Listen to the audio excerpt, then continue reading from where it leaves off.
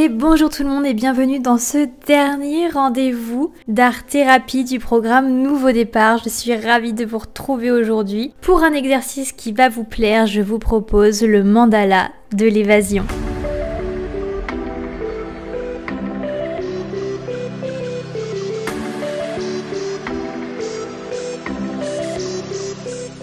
Ce mandala, c'est une invitation à se recentrer, aussi à respirer et surtout à tracer pas à pas, marche après marche, un chemin symbolique, je l'ai appelé le chemin du courage. Mais comme pour l'exercice de la tête, je vous mets le patron vierge de ce mandala si vous ne voulez pas le refaire à la main.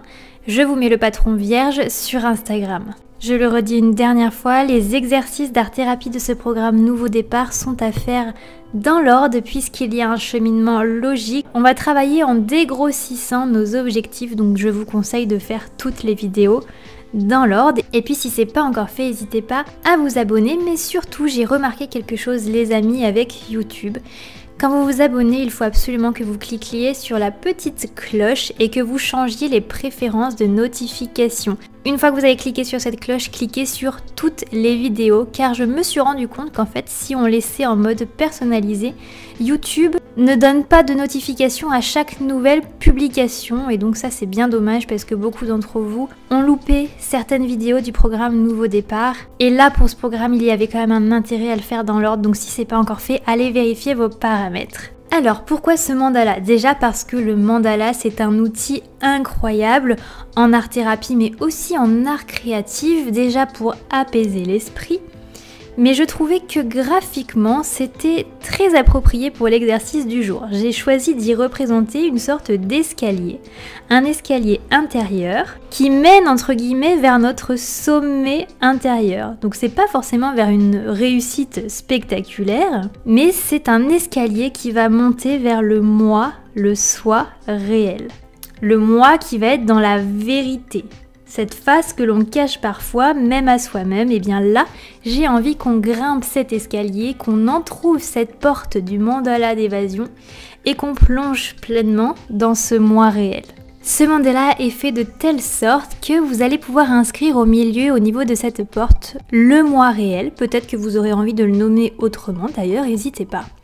Et sur chacune des marches qui mènent à cette porte, vous allez pouvoir écrire des mots sur chacune de ces marches, sur ce chemin du courage. Et vous pourrez colorer par la suite, peut-être du plus sombre vers le plus clair pour rejoindre cette porte, en portant votre attention sur l'idée que c'est vous qui sortez enfin de votre coquille pour aller découvrir un autre monde.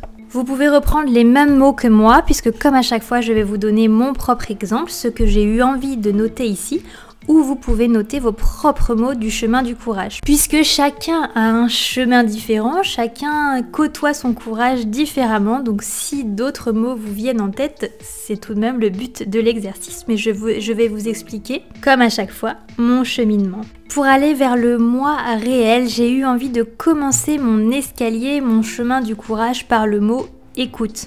Car pour moi, tout commence ici.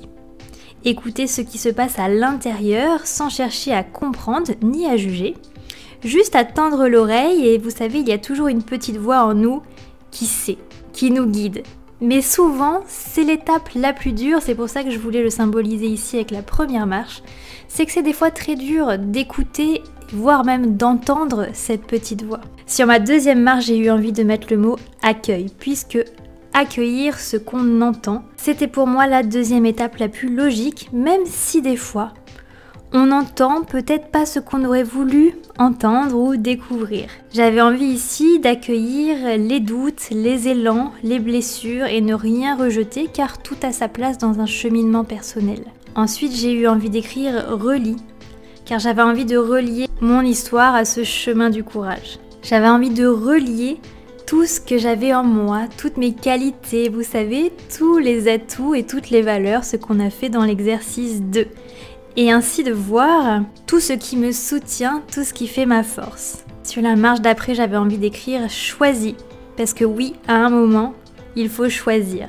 Il faut choisir ce qu'on a envie de nourrir comme projet, ce qu'on a envie de nourrir en nous comme personnalité, comme perception du monde, et ce qu'on a par contre envie de laisser derrière. Ensuite, je voulais indiquer traverse, car rien ne change si on reste au bord du rivage ou dans les mêmes intentions, la même façon de penser qu'on était au début de ce programme. C'est normal de traverser des périodes de doute, de peur et même de traverser l'inconnu.